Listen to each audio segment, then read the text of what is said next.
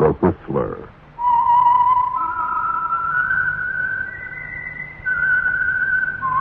Presented by the United States Air Forces in Europe.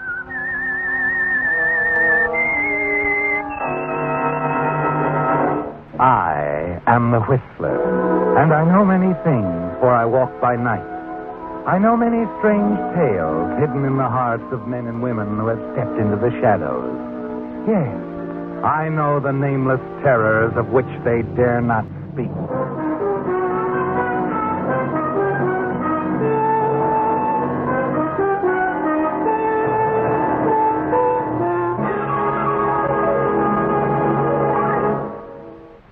And now, the Whistler's strange story.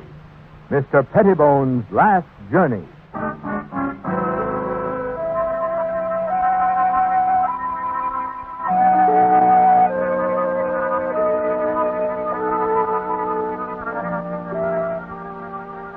The London night was hot, sultry, and the narrow, crooked streets deserted and quiet, except for the sound of laughter drifting out of the Lion and Hawk Inn. Inside the smoke-filled pub, Russ Anders, formerly of St. Louis, Missouri, sat alone at one of the tables, and his mood was anything but jovial as he puffed nervously on a cigarette and glanced from time to time toward the street entrance. And then suddenly, pushing through the crowd, a small, wiry-built man wearing a bowler hat approached him.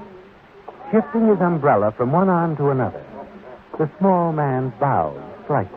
Easy, Mr. Anders. Oh. Hello, Miss Pettibone. Frightfully hot out, isn't it? Just for a storm, I'd say. Yeah, I suppose so. Don't mind if I sit down? Well, no, but... Here, Bertie. A gin like a good lad, eh? My pleasure, Mr. Anders. No, thanks. This'll do fine. Yeah. Now, tell me, Mr. Anders, I haven't seen your charming wife about the flat recently. Is she away? Yeah, she's gone back to America. Where is she now? Illness in her family. Put her on the plane a week ago. I see. And you, Mr. Anders, you're going to stay on here in London? For some time, yes. Business. Insurance business, isn't it? Mr. Anders. Oh, yes. You're expecting someone to join you. I notice you keep glancing toward the street. Yeah, that's right. A friend. I'm expecting a friend. Really? I'd hardly call him a friend now, would you? What? This gentleman you're expecting, the person who sent that note around for your flat. What do you know about... Wait a minute. You! Easy now, easy, Mr. Anders. I shouldn't like a row. Yeah, please do sit down like a good chap. What do you want, Pettibone? As my note explained, a chat. A chat concerning your wife. What about Edith? I happen to know she didn't go back to America, as you've been telling everyone. Really? I also happen to know the two of you had rather a violent quarrel. Oh, yes, let me see. Tuesday night last. Yes, that was it, Tuesday. I overheard the entire affair. My flat, as you know, is directly above yours, and the light well carries sound so beautifully. Go on, Pettibone. The following morning, the body of a woman, her clothing stripped of all identification. Was found floating in the Thames. Dark brown hair, 5'2", weight 110. Your wife, Mr. Anders, eh? You're in a weed field, little man. Am I? I wonder if Scotland Yard would think so. I wonder. No, wait a minute. Sit down, Pettibone. Sit down. Very well. Shall we say £1,000, Mr. Anders, as a starter? £1,000? Oh, consider the seriousness of the crime, sir. Murder. Oh, yes, I must insist on 1,000. I often wondered what business you were in, Pettibone. I never figured it was blackmail. And you, Mr. Insurance Adjuster, swindling your own firm with fraudulent claims. Are you more of a gentleman for it, eh? No, we're a pair of scoundrels, Mr. Anders. A pair of... Oh, thank you, Bertie. Here you are, my lad. Well, cheers, Mr. Anders. Look, Pettibone, I haven't got £1,000. But you'll get it, won't you? Say by tomorrow noon. Tomorrow noon? Oh, it's important. I have to have it by then. I tell you, it's impossible. I can't get the money. You'll try, won't you, Mr. Anders? Take my word for it. I shan't hesitate to turn you in. Actually, I'd become quite fond of Mrs. Anders. Wonderful woman. You really shouldn't have killed her, you know. Good night. You watch this strange little man as he moves out of the pub. One word from him to the police and you're finished, aren't you, Russ? Yes. But you know you can't meet his price. It's impossible. And so you make up your mind quickly what you must do.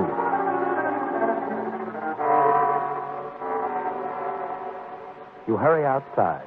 See him enter the tobacconist shop on the corner. You race back to your flat, up the fire escape to Mr. Pettibone's bedroom window. Slip inside. You wait in the darkness. A quarter of an hour goes by. The room is hot and stuffy. You move to the window again and draw back the drapery. Hello there. The light from the flat across the light well hits you full in the face. And there's a young woman standing at the window, smiling at you. Hello. Frightfully warm out, isn't it? Yes, it is. Music bother you? Afraid it's a bit loud. No, I hadn't noticed, really. Just wanted a breath of fresh air. Can't remember when it's been as hot in London this time of year, can you? No, it's rather... Unusual weather, as they say. Well, night, Mr. Anders. Good night. She called you by name, didn't she, Russ? This woman in the flat across the light well. It's rented to an acquaintance of yours, Tom Morsey. But he's gone for the weekend, isn't he? And you wonder who she is, what she's doing there. If you killed Pettibone tonight, as you know you must, she'll remember seeing you, and she could tell the police, couldn't she? You wait another quarter hour. Still, Pettibone doesn't return. You pace back and forth, thinking things out. And then finally, realizing you can't wait any longer, you reach a decision. It's rather an unusual situation, isn't it, Russ? Yes. You've got to get rid of a witness, whoever she is, before you can commit the crime.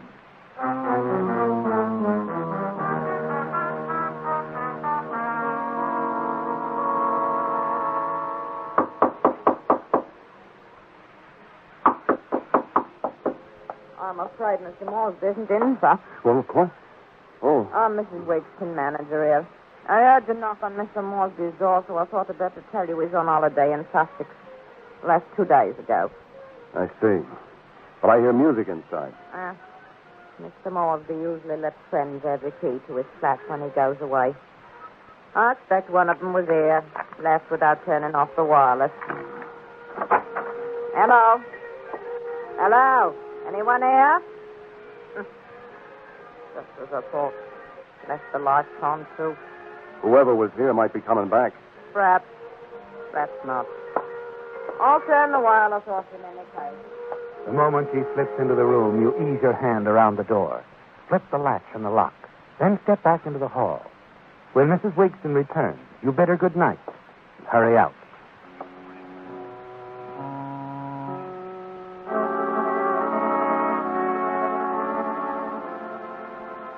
Five minutes later, you're back at Morsby's flat. Slip inside. You're certain the girl you spoke with a short time ago, the girl in the window of Morsby's flat, will return soon. And you're going to wait and make certain she doesn't have the chance to tell the police of seeing you in Pettibone's apartment. When you're certain no one is aware of your presence in the flat, you light a match. Begin to examine the apartment. You step behind the sofa and stumble over something in the semi-darkness. You see the body of a man.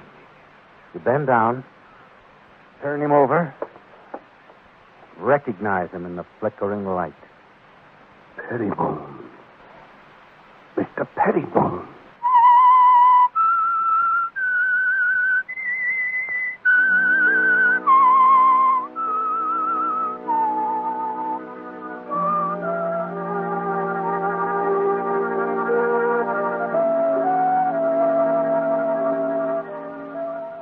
The discovery of Pettibone's body in Tom Moresby's flat comes as a startling surprise, doesn't it, Russ?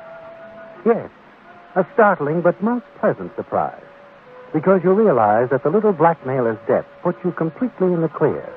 And the position you found yourself in a few moments before has suddenly been reversed.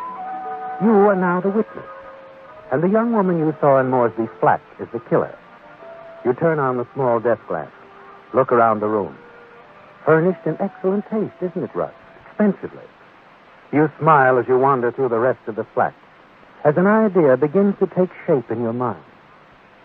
Then, as you return to the living room, you try and place the girl you saw in the window. You're sure you've seen her before. Suddenly you remember where you've met her. Yes, she was with Tom Moresby at the Lion and Hawk Inn a few weeks ago. And now you recall her name, too. Alma.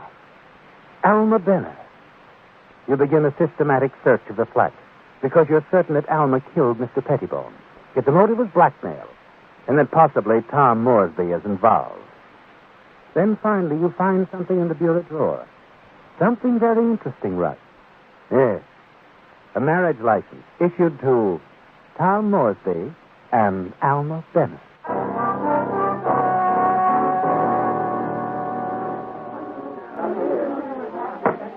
You on, Sanders? Whiskey and soda. Yeah, thanks, Bert. Now, what we chatting about? Oh, yes, Mr. Moresby. He's a fine lad, he is, fine lad. Comes from a fine family, too, as I understand it. Quite wealthy, I suppose. That's right. Army set for life, he is. He'll come into a packet when his golf passes on. Sizable fortune. Yeah, lucky guy. I seen his girlfriend, too. He's really a lucky guy. Miss Alma. Bit of a smasher, ain't she? As they say back in the States, a living doll. Works at some club, doesn't she? Singer she is. Works at the West End Club. It's a bit too gaudy and expensive for my taste, you understand? Gives me a cozy little place like the Lion and Hawk any time, I say. I think I agree with you, Bert. Well, if you'll excuse me, Mr. Anders, it's almost closing time. I'll see if the lads want another. Yeah, sure.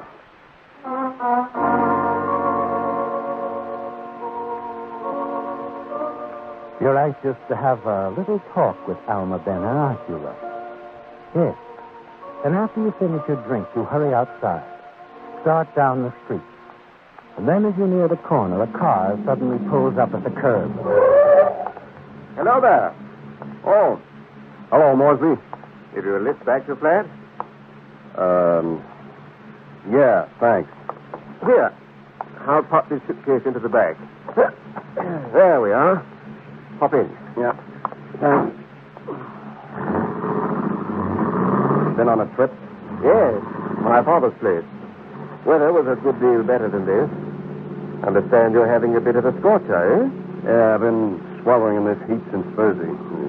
Too hot to sleep, so I thought I'd take a stroll, find a tobacco shop, and pick up some cigarettes. I'm fresh out. And I'm afraid you're out of luck, old man. All shops I know of are closed. Here's a pot, though. I have some at the flat. You're welcome to them. Well, thanks.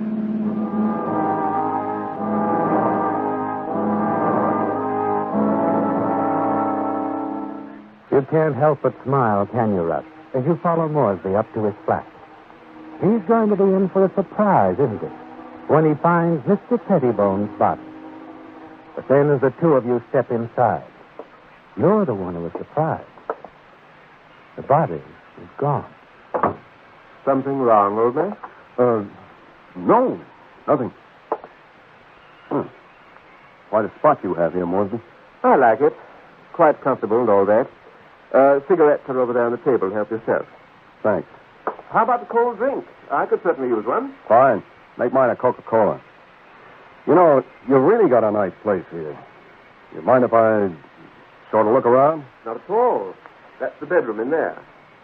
As you move into the bedroom, you glance around quickly.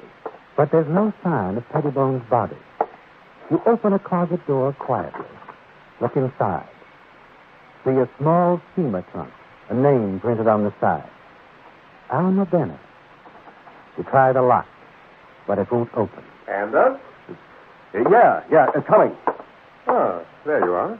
Oh, I hope you didn't mind my browsing around. Of course not. Here's your drink. Thanks. Well, cheers. Happy days. Yes. Happy days.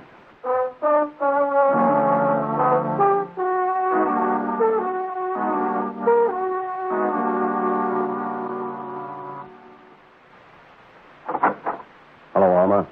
Oh, Mr. Anders. I went over to the club to catch your act, but you didn't put in an appearance for the last show. Doorman gave me your address. I wasn't feeling well. Terrible headache. May I come in? Well, as I said, I'm not feeling very well. Neither is Mr. Pettibone. Come in. If you're willing to dispense with the fencing and the double talk, we'll both save a lot of time, sweetheart. What's on your mind, Russ? It is rough, isn't it? Yeah. Yeah? May I sit down? Of course. I had a nice little chat and a drink with your husband earlier this evening. How? What gave you the idea I was married? This? A marriage license. Don't grab, sweetheart. Where did you get that? From Tom Moresby's apartment. I also found Mr. Pettibone there, and as they say in the paperback novels, he was very, very dead. So Scotland Yard might be interested in that trunk of yours, the one in Moresby's flat. That's where you put Mr. Pettibone, right? What's your sideline? Reading tea leaves, Mr. Anders? I'm good at hunches. After you killed Pettibone, you ran out of the flat, got back to the club to do your act in the second show. Go on. Then you went back to Moresby's flat because you had to get the body out of the way. You knew Tommy Boy was coming home tonight, right? Right. That brings us up to date, doesn't it? Not quite.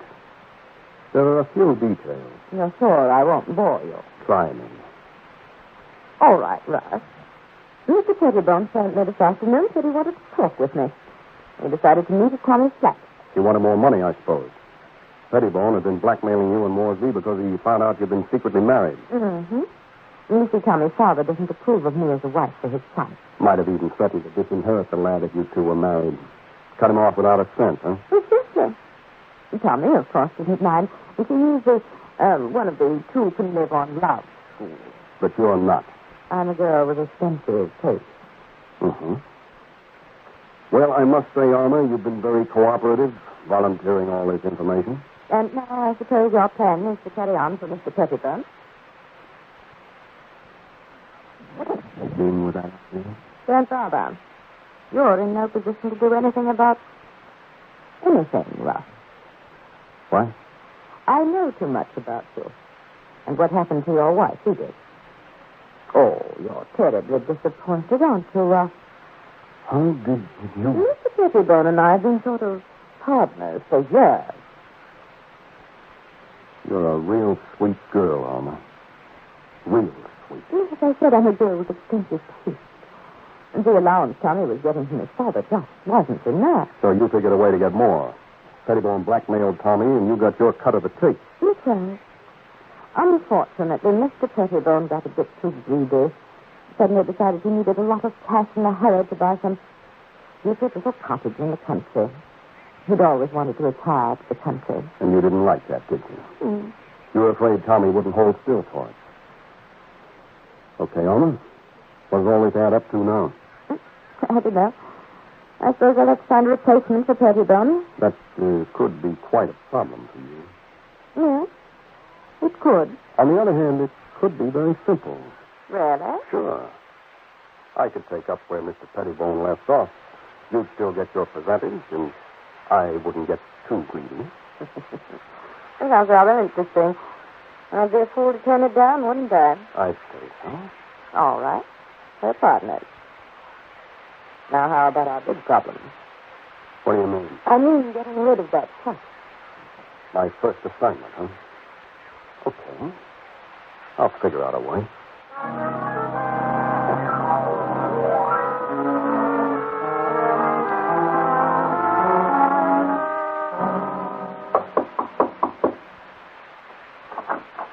Morning, Russ. Hi, Alma. Come in. How'd you make out?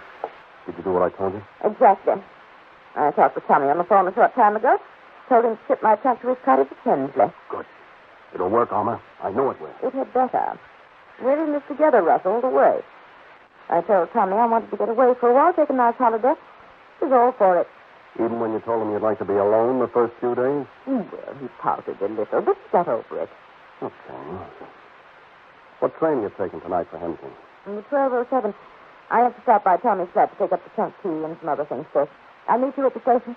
I'll be there.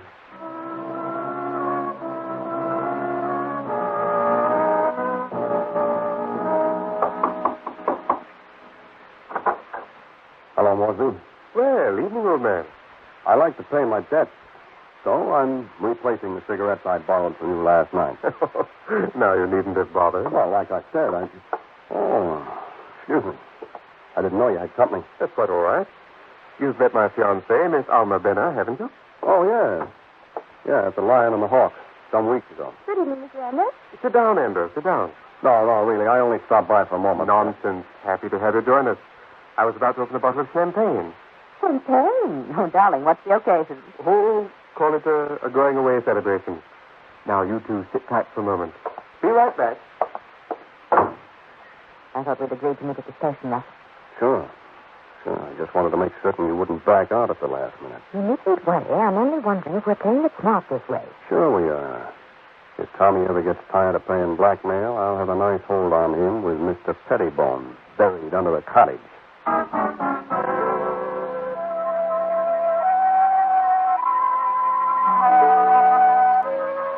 Yes, Russ. Mr. Pettibone will soon be out of your way forever, safely hidden in a quiet grave beneath Tom Moresby's cottage at Hensley. It's what you need to keep Moresby in line should he ever become weary of paying off blackmail. It's perfect, isn't it? And you're certain your new partner, Alma Benner, sees it that way, too, as you sit with her in Moresby's flat. All right, Russ. But remember, if anything goes wrong, we're in this together. I won't hesitate a moment to tell the police about Edith, your wife. Stop worrying. Nothing's going to go wrong. Ah, here we are. The finest champagne I could get. You said this was a going-away celebration, Moresby. That's right, Mr. Anders. I'm leaving on holiday. Going to spend a few quiet weeks at Tom's cottage in Hensley. Correction, darling. I've made other plans. Other plans? Been sort of holding it back as a surprise. You see, I had a long talk with my father the last time down in Sussex. I told him the whole story. What story is this, Moresby? The truth of the matter is, old man, Alma and I have been married for over a year. You told your father we were married? Right. Decided to have it out with him once and for all. And would you believe it? The old boy's had a change of heart. Given his blessing. Wants to meet you, darling. I thought you'd be pleased. Of course I am, Tom, of course. So I decided we'd go down to Sussex together. Yes, but my things, the trunk. Sent it on to my father's place. Should have arrived by now. Don't worry, darling. I sent the keys along, too. Instructed the housekeeper to open it up as soon as it got there and hang up your things. I think we'd better get out of here, Alma. I say, what's wrong, Anders? No time to explain. Hello? You Tom Moresby? Well, no, I'm not. I'm Moresby. Who are you? Inspector Krell, Scotland Yard. May I come in? Yes, of course, but... I'd like to have a chat with you. About a trunk and a man named Pettibone. Oh, well, then you don't need me. Wait a minute, Russ. We're in this together. I told you if your plan didn't work, I'd talk. It didn't work. Listen next week when once again the United States Air Forces in Europe present The Whistler. The Whistler has come to you through the worldwide facilities of the United States Armed Forces Radio and Television Service.